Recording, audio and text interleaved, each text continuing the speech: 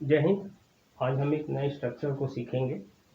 जैसे Y are you standing है, यहाँ पर या तो स्टैंडिंग बोलेंगे या सिटिंग बोलेंगे, और वाई आर यू इन सब के साथ रहेगा।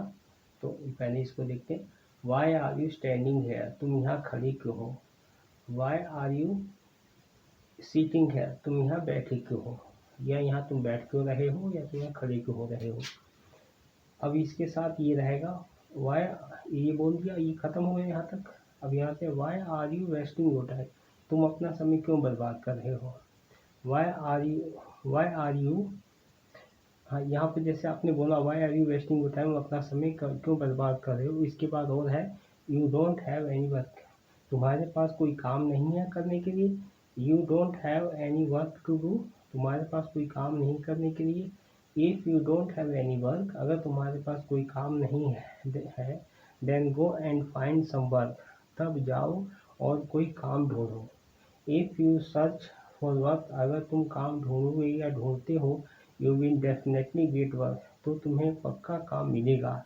If you waste your time in useless things like this, अगर तुम इसी तरह अपना समय बेकार के कामों में, यूजलेस थिंग मैंने बेकार के कामों में, बेकार की बातों में, लाइक दिस इसी तरह अपना समय बर्बाद करोगे, देन सून, तब जल्दी ही योर लाइफ विल एंड, तुम्हारा जीवन खत्म हो जाएगा। And you will not be able to do anything in life, और तुम जीवन में कुछ नहीं कर पाओगे। यहाँ पर ध्यान देना, will not be able to, सकोगे या पाओगे। You will just keep thinking, तुम सिर्फ सोचते ही रहोगे। ऑलवेज रिमेंबर वन थिंग, हमेशा एक बात याद रखो, the person who has nothing to do has many excuses, जिस व्यक्ति को कोई काम नहीं करना है उसके पास कई बहाने हैं।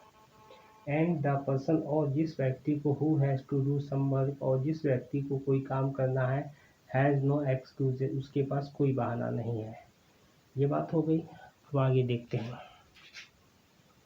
गो एंड कंसंट्रेट, यहाँ पर या तो ध्यान देने के लिए कंसंट्रेट है या फिर फोकस है, दोनों में से कोई भी प्रयोग कर सकते हैं। Go and concentrate on your studies, जाओ और अपनी पढ़ाई पर ध्यान दो।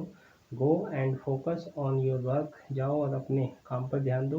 Go and concentrate on your health, जाओ और अपने स्वास्थ्य पर ध्यान दो।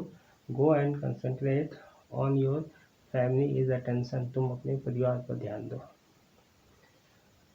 गो एंड ब्रिंग, जाओ और रजिस्टर, जाओ और रजिस्टर लाओ फ्रॉम द ऑफिस, जाओ और ऑफिस से रजिस्टर लाओ, जाओ और ऑफिस से चौक लेकर आओ।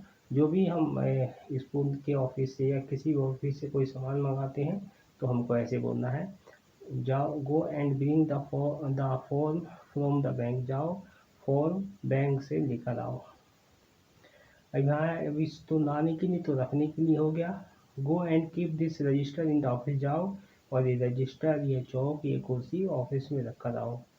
अब ये go and first put your cloth in the right place, जाओ और फर्स्ट मैंने पहले अपने कपड़े, इन द राइट प्लेस, जाओ, पुट माने रखना, जाओ और अपने कपड़े सही जगह रखो।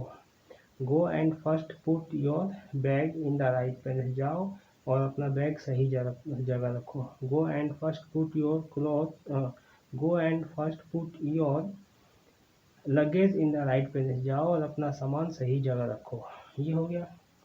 अब दूसरा वाक्य हो गया, if you don't listen to anyone, अगर तुम किसी की नहीं सुनोगे, then who will listen to you, तो तुम्हारी कौन सुनेगा। If you don't do any one is work, any one is, अगर तुम किसी का काम नहीं करोगे, then who will do your work, तब तुम्हारा काम कौन करेगा। If you don't help any one, अगर तुम किसी की मदद नहीं करोगे, then who will help you, तब तुम्हारी कौन मदद करेगा। इसी का बात, if you don't help any one, अगर तुम किसी की मदद नहीं करोगे, हु विल सर्व यू, तुम्हारी सेवा कौन करेगा।